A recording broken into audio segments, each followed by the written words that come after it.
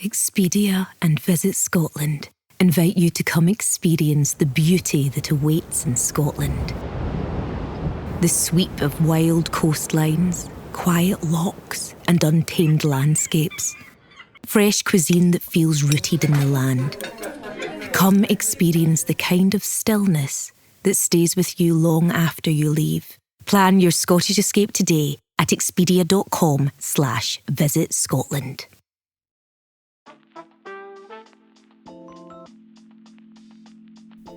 Hey, this is Alex. You're listening to the Afternoon Snack Podcast. If you've ever tapered, you're familiar with the taper terrors, taper tantrums, taper scaries. Tapers are, for some people, a terrible time. Psychosomatic injuries or real injuries or phantom injuries pop up. You're dealing with more downtime, more time to fret, more time to think, more time to do chores, which never get done anyways because you're too busy fretting, or at least I am. So today we talk about that. And we also share some hilarious, at least in my opinion, stories of Meredith getting fished. So please enjoy.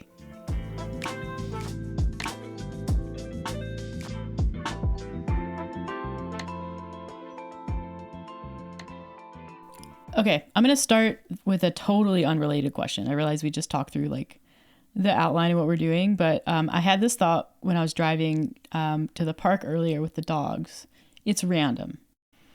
Are you ready? It's like icebreaker. Okay. Okay. If you had to drive something, like your daily vehicle, if you had to pick a vehicle that like wasn't a car, like not a vehicle, not a car, not a truck, not an SUV, like your method of like your mode of transportation had to be one of the following. I want to know which one you would choose. You can choose between a bulldozer, but like a small one, like a backhoe or a Zamboni. And like, this is how you get around. Definitely not the Zamboni. What? Because you're sitting on top. There's no protection. Mm-hmm. And it's really, really slow. I mean, they're all slow. Mm-hmm.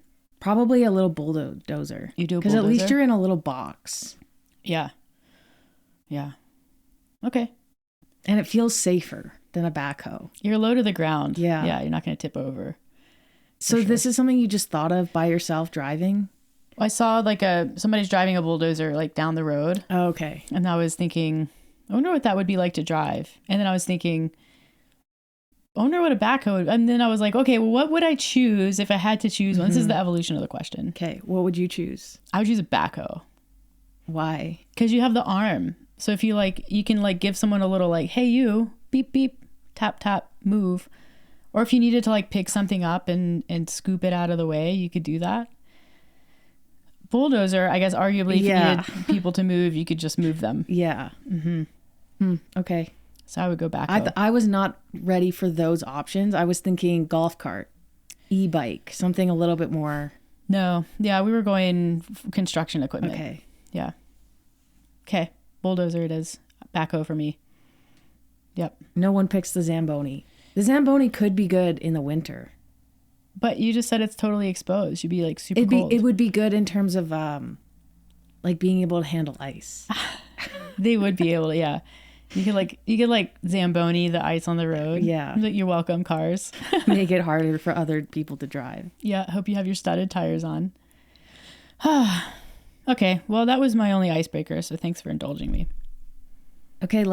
Are you trying to evade the embarrassing stories that we've planned on having you tell? Okay. I think only one is actually embarrassing. There's like two. Okay. Yeah. I mean, they're both kind of embarrassing. Both took a lot of your time. Yes. And emotional energy. Okay, let's start out with the one that happened first. This happened in a span of a week. They both occurred in 1 week. Yeah. So let's start with the first one. Well, the first one, and I guess, the spoiler alert, I got fished, or I guess there was an attempt, which like, I think I've gotten the emails that are like definitely not from Best Buy Geek Squad. Like all of the usual phishing attempts. I'm like, no, this is not real. You had one time where they were trying to convince you it was like your bank, right? Mm-hmm. And they were like, well, do you have a credit card that starts with 4667? You're like, oh my God, yes, I do. Well, no, it was a text and it was your credit card starting in these 4 digits. Mm-hmm. Something, this is what you have to do. And I actually pulled my card out and was like, oh my God, this is legit. But you didn't know that all. So I was kind of going through it, and I remember we were sitting and having lunch, and I was and then I said, okay, Meredith, I need to ask you a question. Got this text, and you thought I was the dumbest person on earth. I was like, do you know that all bank cards, like credit cards, have the same starting 4 digits? You were like, oh. You learn something new every day. No, I did not know that. Yeah, it's like your card ending in these 4 digits. I know that now. Yeah. But anyways, live and learn. None of that protected me from what happened a couple weeks ago. So, gosh, which one are we starting with? Yeah, okay, we'll go in order. I guess backstory, I am from North Carolina, which I think many people know. My family is all in North Carolina. And I use my sister's home address for my like U.S. mailing address. So not that I get a lot of U.S. mail, but if I do, it goes there. And I always I live with a little bit of paranoia constantly that I'm going to miss something or like something's going to go there that's actually kind of important, and Megan's like me, afraid of mail. So it wouldn't be, if something looks official, you're like, oh, I'm just going to let that sit on the counter and rot for 2 months. It wouldn't be a stretch of the imagination for a piece of my mail that maybe was important to like sit there for some time. If it looks like a government document, avoid. That's your approach. Yeah. So I live with that. And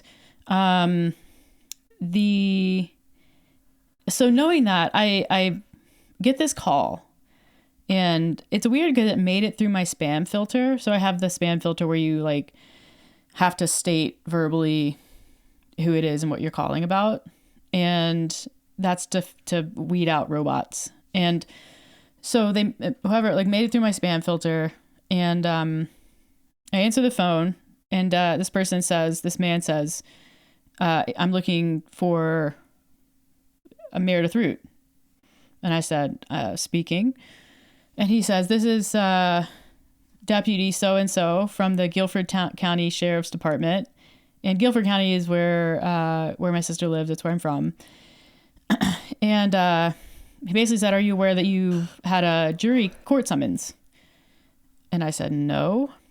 And he said, yeah, you did. The mail, the summons was sent out on this date, and it was signed for receipt. So you didn't show up for jury duty.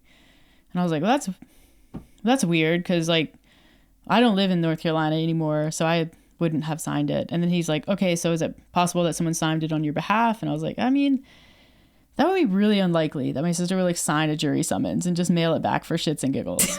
So I was like, I don't know. I don't think so. And he's like, well, maybe one of the neighbors got it, or someone just took it out and then signed it and sent it back. I was like, I guess. And he's like, well, it doesn't change the fact that you missed the jury summons, but we are going to look into potential forgery. And if that ends up being the case, you can pursue criminal charges. And I was like, oh, okay.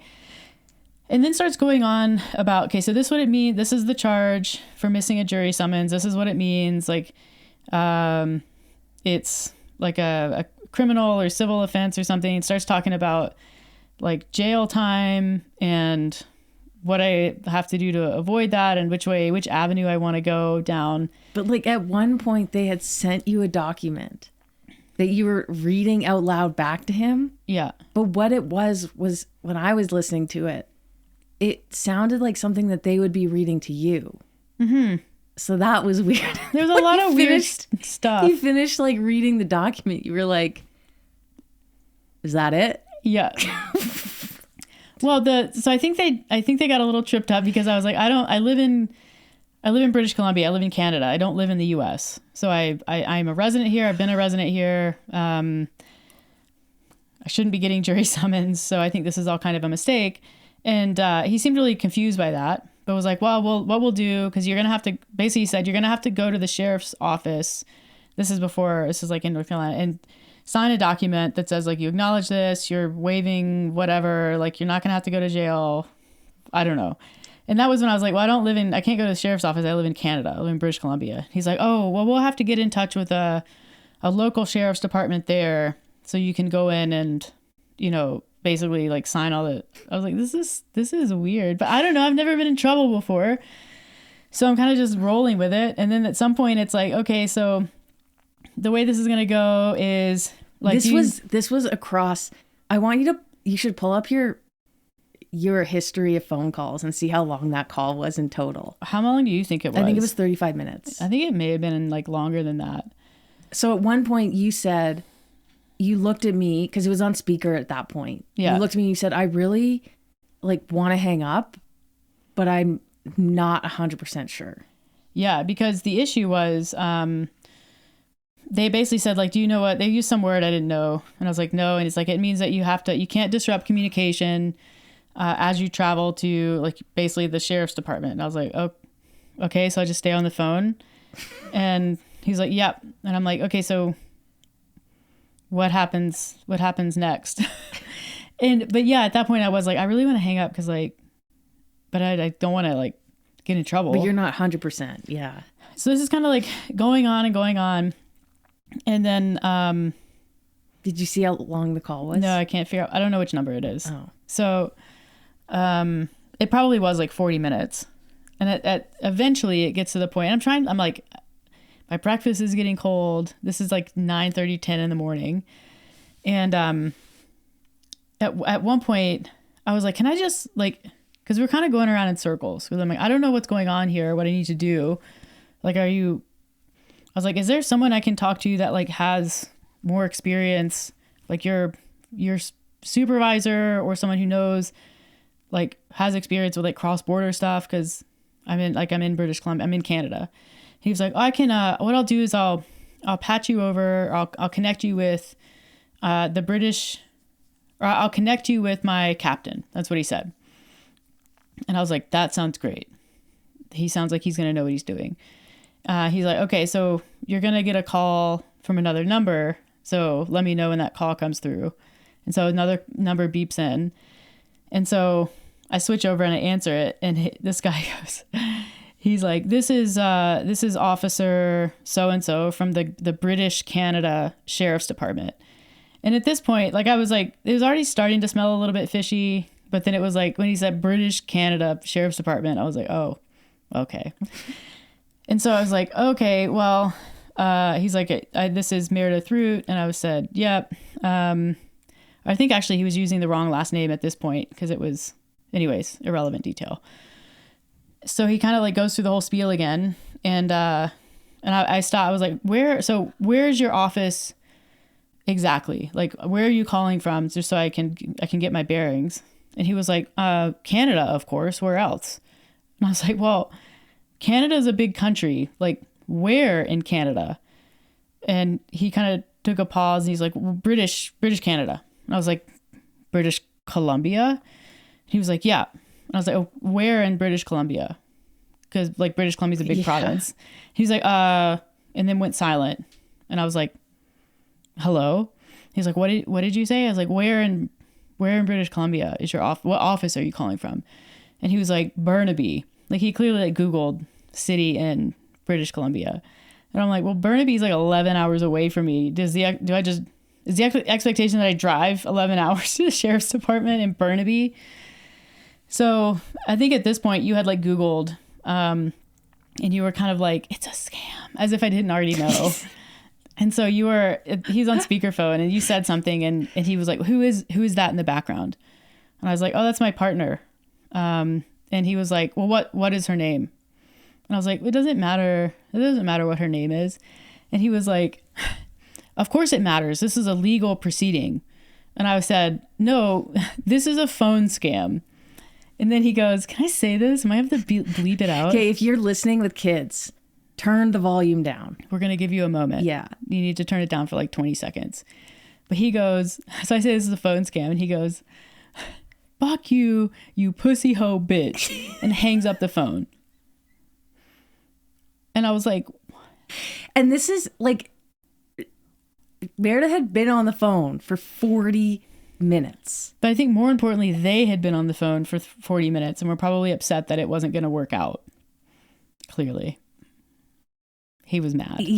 That was really funny. And then you were thinking like, wait, is he the victim? Did you just like Darvo me on a phone scam?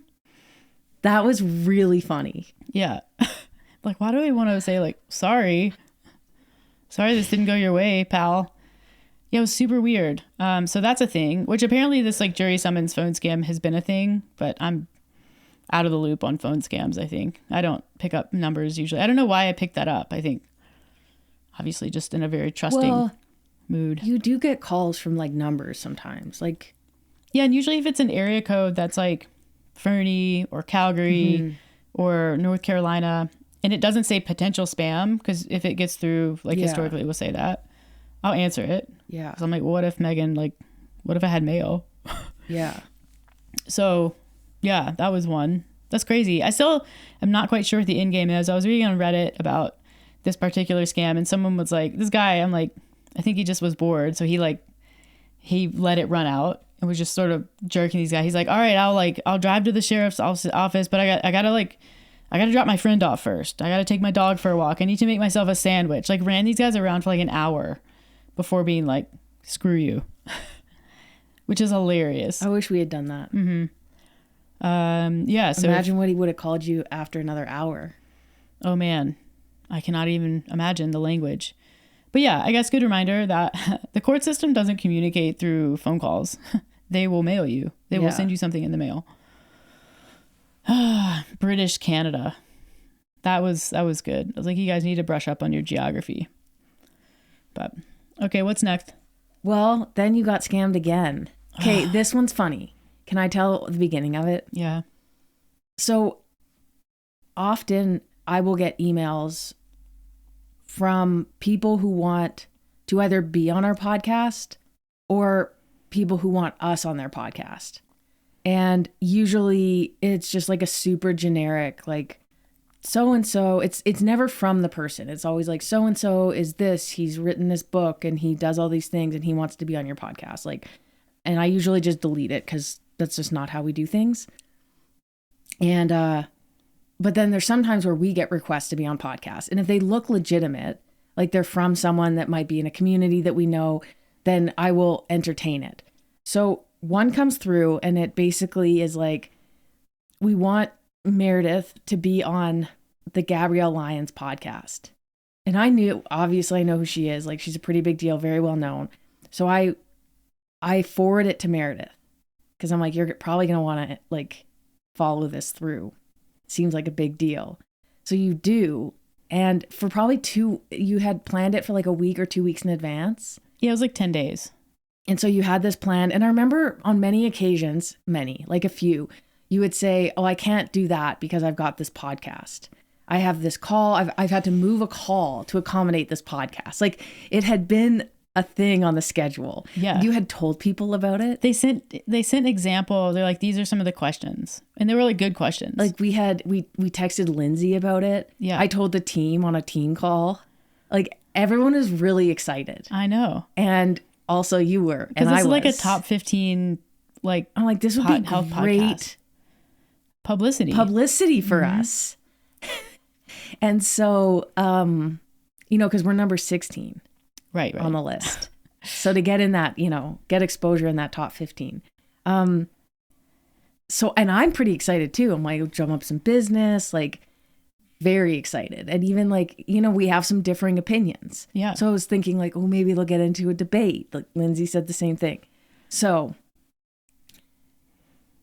it was the day of, I think. Well, there was like, I think a couple days, maybe 2 days before, or the day before, I didn't have a link, like a virtual studio link or a calendar invite. So I reached out to this booking person and was like, hey, just want to make sure I'm like prepared and in the right place, or like just checking in kind of thing. And he was like, oh yeah, actually, if you can get on the call with our tech guy, our producer, just to run through the like back end. That'll make things really like run much smoother on the day of. And I was like, yeah, nope. He's like, if you can do that this afternoon or tomorrow morning. And tomorrow morning was going to be the day of the recording. And I was like, either one, like I'm free after 4 today and, you know, basically all morning tomorrow ahead of it. So just let me know what works best. And didn't hear back that day, which I thought was odd. Actually, I don't know that I heard back ever, but anyways, moot point. So yeah, but there's also, and I was like, and let me know if I need to be prepared for like a specific topic. Cause like most of her hosts are like, we can't possibly be the only, like the topic, right? She's not just trying to get to know us. So I just want to make sure that I was prepared to talk about whatever. And, yeah, I didn't hear back. And then I was like looking, so I'm like sitting with that. I'm like, this is so weird. This is like a professional, like a big deal podcast. Surely they're not leaving it until the day of. And so I just decided to Google like, podcast guest invitation scam. And I Googled it. And what do you know? I found a couple of Reddit threads about basically these big podcasts inviting like sort of like nobodies onto their show. And the guy was like, I just thought it was kind of weird because like, why would anyone ever want me on their podcast? And this is the thing, like, it's not a stretch to imagine like I might get an invite onto like a bigger podcast. Mm-hmm. So again, it's just like the stars kind of aligned for this to potentially be like a very real thing. And then, but one of the things was like, look at the email. If it's like an @Gmail or something, then because they can make these things look super convincing. If it's if it's not at the domain of the person's website, then it's probably not real. And so I looked at it and it's sure enough, it's like booking Dr. Gabrielle Lyon or something @gmail.com. But the way that it shows up in inboxes is really tricky because it doesn't necessarily display the email address natively. Like it's not easy to see that. You just see like the name of the person and their organization that you can set your organization to whatever you want. Mm-hmm. So yeah, when I looked at that one, I was like, got me again. Best was I was somewhere else in the house and you were like, damn it, Alex. I got phished again. This is a scam. Yeah. And I was bummed out. I was also, there's something about you getting scammed that is extra hilarious. Mm-hmm. Like mm-hmm. If I get scammed, it's like, of course she did. You know? You're like a little out of it sometimes. But like for Meredith to get scammed, that's funny. Yeah. So I'm on high alert now. Like if you message me, if you're one of my friends and you send me a message and I'm like, are you phishing me? That's why. You know, is this really Kim or is this a phishing attempt? This feels like a phishing attempt. You should respond to everyone like that. Yeah. For at least a month. Be like, fish emoji? ? And if you're a real one, you'll know what that means. And you'll send a laughy face and say, no, it's real. Yeah. Emotionally exhausting though. I mean, imagine thinking on a level, like I'm going to go to jail. And then, but also thinking you're going to be on a celebrity podcast in the same week. But okay, it's not just that. It's like you're going to jail. Oh, wait, you're not. So that's like, that alone isn't a roller coaster. And then on that high of realizing you've gotten out of jail, get out of jail free card, you get another high. So you're like ticking up on this. You know that ticking sound like roller coasters make? Icarus at this point. Mm-hmm. Clack, clack, clack, clack, clack, clack, clack, clack, clack, clack, clack, clack. But you don't realize you're on the roller coaster. Clack, clack, clack, clack, clack, clack, clack, clack, clack, clack, clack. You know, and all of a sudden you're just plummeting. Yeah. You know, the floor's just dropped out. It was a lot. I'm not gonna lie. It was a lot. I was like, I need to have a nap. For sure. The best too is my mom and your sister got such a kick out of it. My mom for like 3 days straight called everyone a pussy hoe bitch. I mean, it really rolls off the tongue. Yeah. I was like, wow. Sounds like you've said that a few times. Yeah. Yeah. That was too hilarious. Well, I'm glad that you got a kick out of it. Hopefully I get a little break before my next scamming attempts. Yeah. But what's the end game? especially for the email scammer. I don't know. The email, so the in-game, I think, for the jury summons is like you eventually go and get like cash out and then Pay a fee. meet somebody somewhere. But I'm like, I think maybe that's what they were stuck on. I was like, how do we get this girl's money? You know, I'm like, just hang up the phone then. Maybe they get it they figure out how to get you to wire it or something. Yeah, maybe. I don't know. The email one, is it to like download some software that ends up being like malware? I don't know. Yeah. Yeah. But I thankfully didn't click on anything. So all good. Phew. Phew. It's been tough here lately. And like, I'm race prepping. I don't have time to exhaust my energy on emotional roller coasters by shady people. Yeah. But c'est la vie. Here we are. We were going to talk a bit about tapering today. That's the topic, in addition to phishing, I guess. So we're both in it. We're both doing it.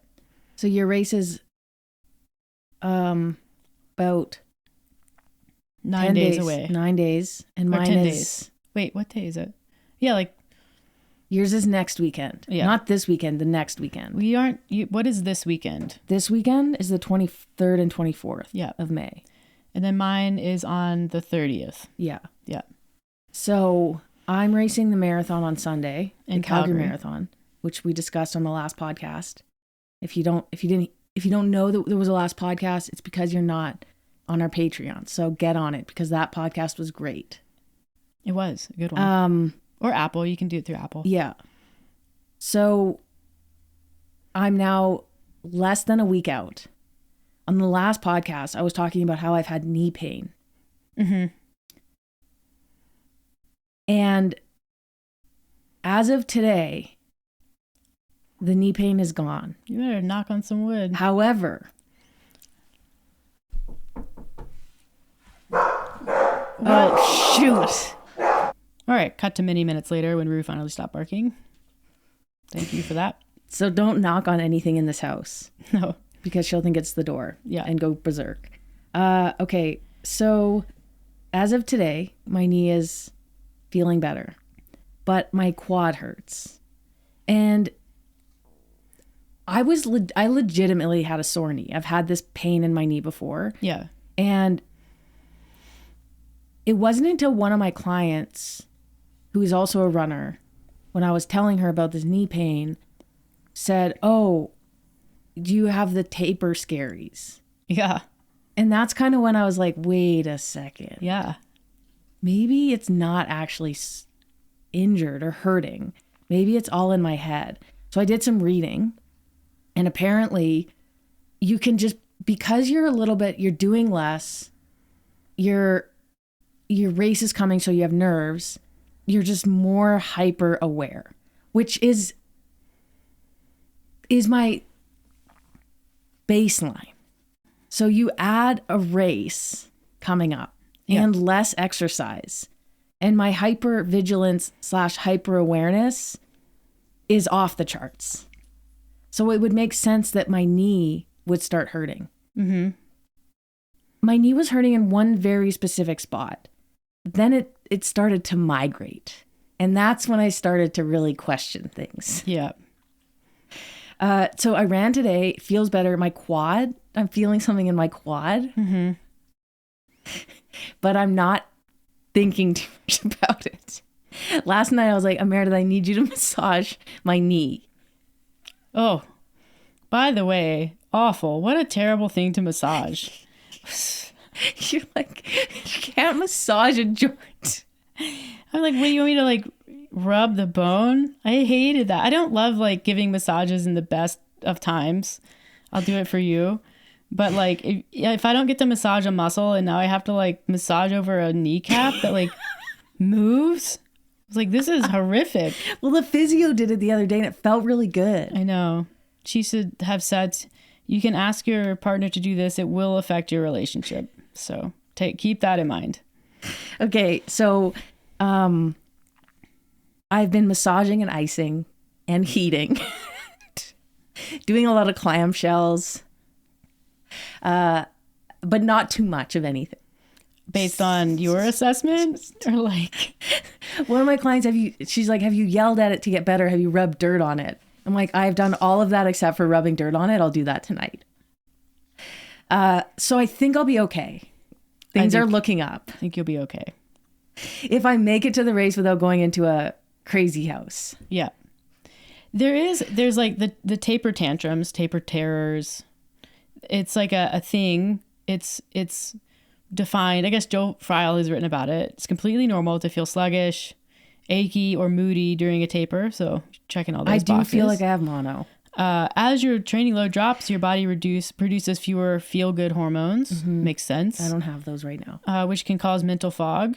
Don't panic or add extra workouts. This is just fatigue leaving your system. Feels like the fatigue is in my system now. Feels like I am the fatigue. I don't think I do well with tapers. Here's the thing. I thought I did well with tapers, but now I realize I wasn't actually tapering. No. So let's before we get into that, we'll talk about like what a taper is. And so it's a word that gets thrown around a lot because basically any competitive sport where you are doing like periodized training for it towards a competition, a race, whatever, the idea is that you're sort of into that like productive, overreaching sort of area intermittently throughout your training block. But obviously you don't want to be in that area when you're going into a race. Questionable, but yes. Right. Theoretically, in theory. Makes sense. And so there's kind of like, when you think about it, if we define like fresh, like race freshness as form, it gets used a lot in like cycling and running. We just call it form. It means like, how prepared are you to race based on the numbers? And then you also have your fitness that you've been building, but you can't build fitness without also building fatigue. So fitness and fatigue come up together, and fatigue is at odds with form. You can't have form and fatigue at the same time. So the whole point of a taper is to balance it and to sort of get rid of as much fatigue as possible while retaining a maximal amount of fitness. So the best way to think about it or visualize it is that fatigue enters and leaves the system like relatively quickly. Fitness takes a long time to build and also goes away at a much slower rate. And so if you time it right, you can kind of peak your fitness. Yeah, there's a lot of fatigue. You do your taper, your fatigue drops off, and then your fitness drops a little bit, but that delta between fitness and fatigue becomes significantly larger, and that's your form. So form is fitness minus fatigue is form. So you're just trying to maximize the taper based around those parameters. That's what a taper is. Mm-hmm. And then the way that you do a taper depends on kind of what your training has looked like, what it is that you're training for. But generally speaking, you're looking at reducing your volume by like 50 to 70%, which is a lot, while maintaining some intensity in the training that you do have, so that you keep like, you don't go into detraining and you keep your like neuromuscular system sharp. Mm-hmm. That's it. Yeah. So for a marathon or for your Unbound race, it's essentially, I mean, I think you started tapering. It wasn't necessarily a taper, but you did your last really long bike ride 3 weeks out. Right. I also did my last very long run 3 weeks out. Yep. But I didn't start tapering that next week, but I didn't have a super long run. You didn't have a super long ride. Yeah. So then the 2 weeks out is a drop, but not significant. Like I think it's like 70 or 80%. And then you drop, to like 50% the week before the marathon. Yeah. Leading into it. So yeah, plus like you're dropping, it's not just the running that's dropping. It's like everything else. Like I haven't really been gym training, partially because I don't want to like squat. Mm-hmm. But even if you were, even if you didn't have the knee injury, you would look at getting rid of anything that's going to introduce fatigue in an uncontrolled way that makes it hard to manage. And so your taper is only designed around your running training, which just means you have to like really respect that with your gym training and not be like throwing in gym sessions just to like fill the void when that decreases the efficacy of your taper. Yeah. So basically, I think for me, and probably to an extent for you, the taper is actually more extreme. Yeah. Because my gym training is going to be 0 this week. My biking is going to be like 30 minutes. Mm-hmm. My running is at 50%. So really I'm doing 25% of my typical training, which leaves a lot of time for worrying. Yes. I'm realizing. Because there's another line. So if you have like, you have the fitness line and you have the fatigue line, there's another line that Joel Friel doesn't have as a consideration, and it's the crazy line. You have to like, because there's that crazy line. Yeah, okay, so fatigue's starting to come down, fitness we're managing, but then that crazy line just starts to like come up, starts to creep up, and what that looks like per person can be different. Like you're gonna worry and feel phantom pain. My version of crazy's like, I'm gonna take my bike apart for no reason. I'm gonna make some changes because now's a good time. You do that. I haven't done it yet. We've been in the bike shop every single day for I think the last week. We actually say when we leave, see you tomorrow. Yep. Yeah, I've had to start going to different bike shops just so I don't embarrass myself. But yeah, so I mean, but in all, like, jokes aside, there is that mental component and that mental element of sort of like settle down, relax, be calm. That's a big, so that you want the calmness as much as you can have it so that you're able to really like flip the switch on race day. Because if you're just a nutcase, you're not gonna be able to flip it. There's gonna be nothing there to flip into because you've been flipping out for the last 2 weeks. Do you remember before my Chicago marathon, I had, for some reason, done a 5K for time, like 2 or 3 weeks out. And then the next couple of days later, I ran a 16K easy and my hip got really buggered. Mm-hmm. And so within the 2 weeks leading into the marathon, I probably did no less than 1,000 straight leg raises. You're like, I don't know why it's not going away. I'm like, well, how many leg raises have you done today? Have you considered the possibility that you're really overworking your hip flexor, but with all of these tests that you do every 3.5 minutes? Just the thought. Even when my knee was sore, I would do the thing that would hurt it the most, except for running, to see if it had gone away. But every time my physio was like, don't test it. Because every time you try to test it and you aggravate it, it just is not going to get better. You're setting it back. So there was one time I was like, I walked into the gym. You were working on your bike, of course. I walked into the gym from a nap. So I'm on the couch for like 90 minutes. I get up. I walk into the gym. I do a lunge. And I say, my knee still hurts. I don't think I'm going to be able to do the marathon. At that point, I was like, I don't even want to talk to you or see your face right now. This is not, I don't want to take this on. I don't want to have this conversation with you.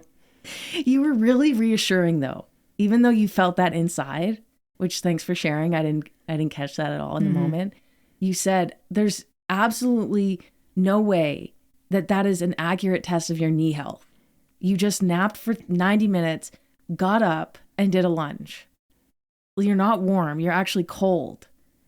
Like, what is wrong with you? Yeah. Well, you said that in a loving way. I actually don't think the delivery was that loving. I remember that. But I'm glad you heard it. It was that way. reassuring, so I interpreted it as loving. It had a lot of authority behind it. It did. So the crazy line for me is a lot. And it's difficult because my coach is new. So she doesn't know this. Well, she's not a new coach. She's She's new to coach. me. Yeah. Thankfully, she has experience, so she probably knows how to handle people like me, but she doesn't know me. Mm-hmm. So there's a little bit of a level of embarrassment here. Because you have to tell her at some point, like, I'm a crazy person, which you'll find out. Yeah. If you haven't already. Yeah. But this taper has been significantly different for both of us. But definitely for you. Yeah. My tapers have not been, I don't think yes, they've tapered back, but the degree to which the taper has occurred has been minimal compared to now, which is significant. So I'm looking back at what I did the week before my race last year. And the race last year was not a good race for me. I wasn't prepared from the training I was doing, trying to balance everything. But the year before that, I had a really good race. I ran 2:56. Mm-hmm. So I'm not saying like the tape, like I was necessarily doing the wrong thing. I just don't necessarily think it was as optimal as this is hopefully going to be. Yeah. But my coach, my old coach, he knew that I really liked volume and I don't like not training. And maybe there was part of him, like I've been with him for over 10 years. Like maybe there was part of him that knew, like this is the best approach for her. Because if I have her running 20 minutes, you know, a couple of days before, that's not going to be enough. Yeah. But this coach doesn't know me. So she's just like, I'm going to give her what's best theoretically. Little does she know, my head's about to blow off. And you can manifest an injury at any moment. Yeah. So pros and cons to the taper. Yeah. But yeah, looking back on my last year's taper, I'm like, I remember thinking, this seems like a lot. Yeah. But I trust my coach if I have them and I follow their direction. But I think also last year I wasn't in a good place for that race. So we'll see how this goes. Yeah. I'm hopeful. Yeah. I remember tapering for CrossFit was never really it never felt like a taper, you know, cause we would do the whole regionals workouts if they were released, which it's weird. Cause when I was working with someone else way back, like I never did that. We never actually tested the whole workout unless there was like a abundant amount of time, like over like 3 weeks. And it was a workout where there was maybe a benefit in, like, I think the snatch ladder from like 2016 I tested, things that I like and thought I would enjoy, I would test, but mostly I've always kind of benefited from novelty a little bit, but also, yeah, the volume would be quite high, like very high. The only time I remember feeling like this was before the 2015 CrossFit Games, where I ended up qualifying. Or not before the 2015 regionals. Oh, yeah. Where I ended up qualifying. I remember the first day was Randy, and then the thruster rope climb workout. Yep.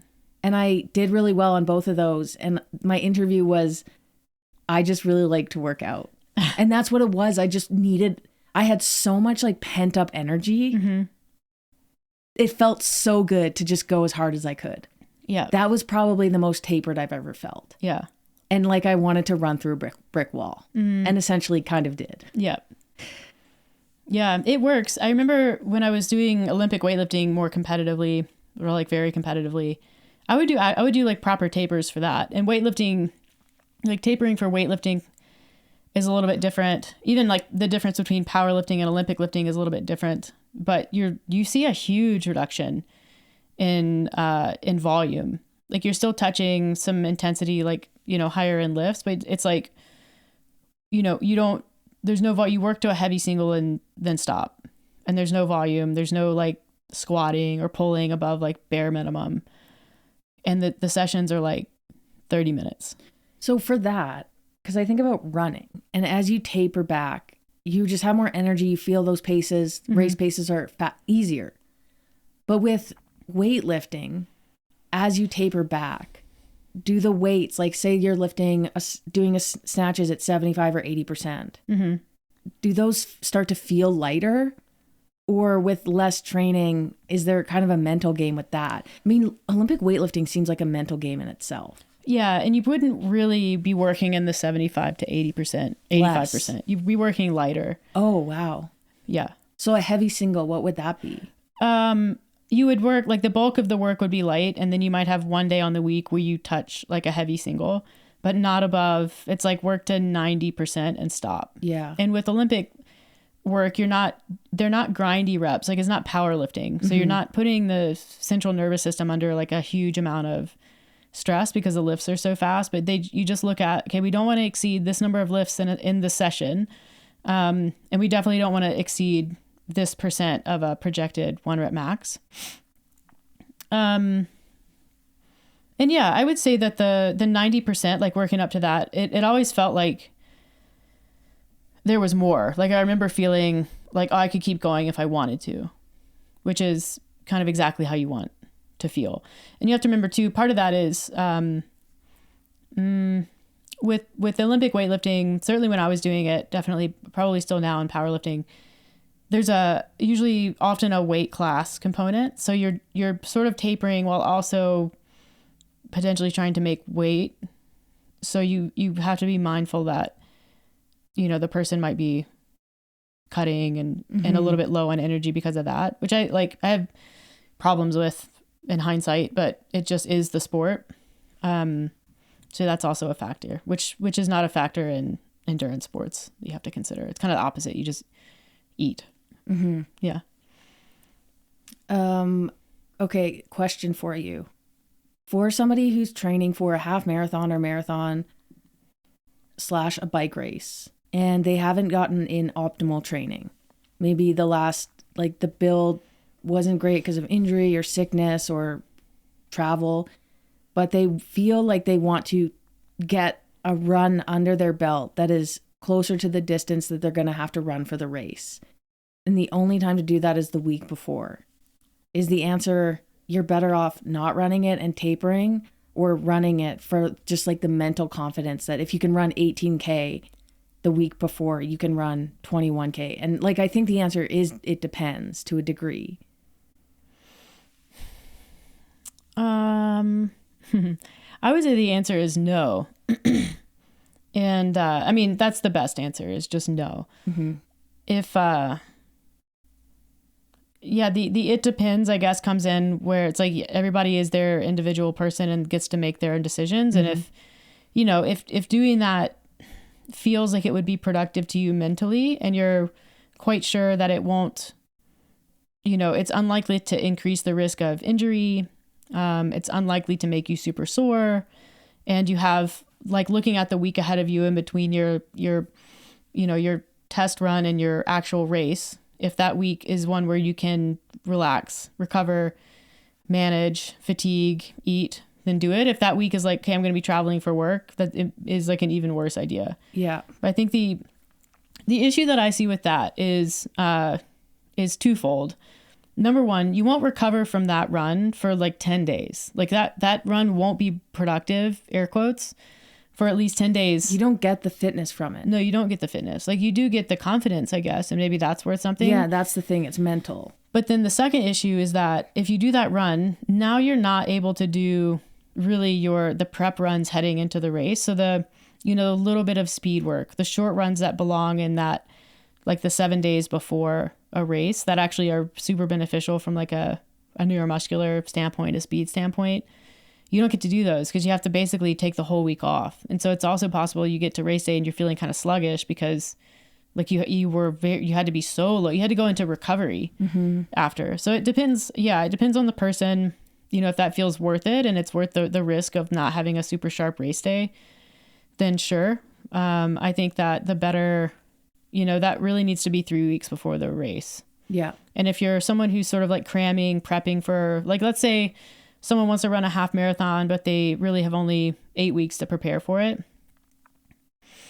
You're not really going to get enough training in to even get into the productive overreaching where you're creating big time adaptations. Really, you're sort of in a preparatory base volume phase so that you don't go out there and hurt yourself. So that if that's the case and you're not really getting into that sort of overreaching area where you definitely want to pull back and get into a taper and recover, I would say for that person, a 7 to 10 day taper would probably be the best so that you get maximum amount of training time heading into the race, and just also understand that's not the best way to prepare for a race like that, but that's the way that you can prepare for a race like that. And that's fine. I don't think anyone who's I'm going to do a half marathon at 8 weeks, unless you have, you're a lifelong runner or someone with lots and lots of experience. And if that's the case, you're going to probably have managed expectations anyways.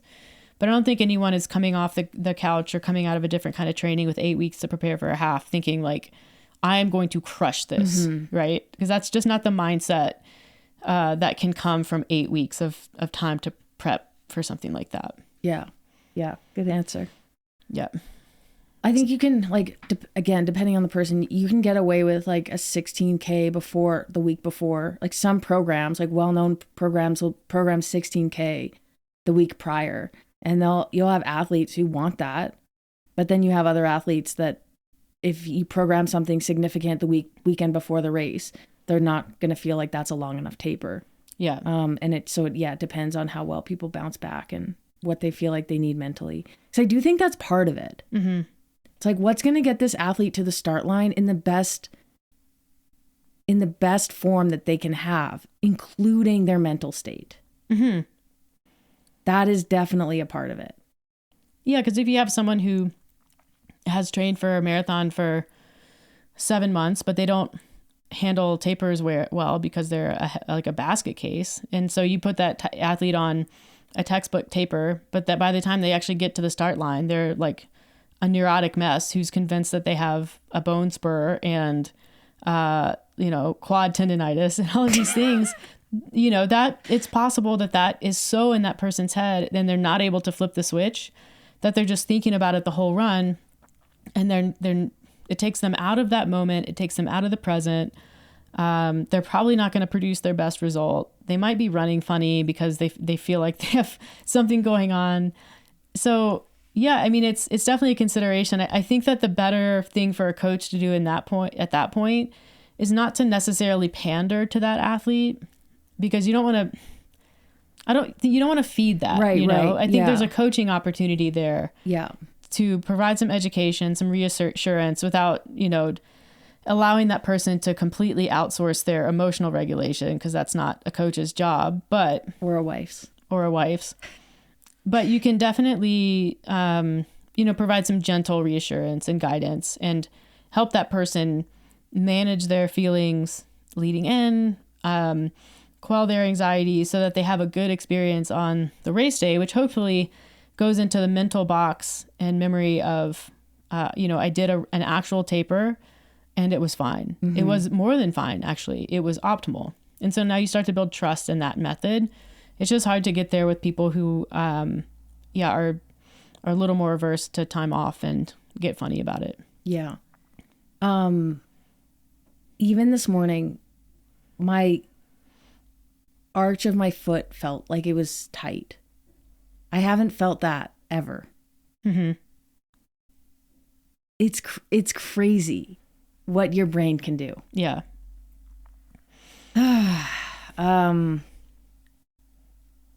That's all I have.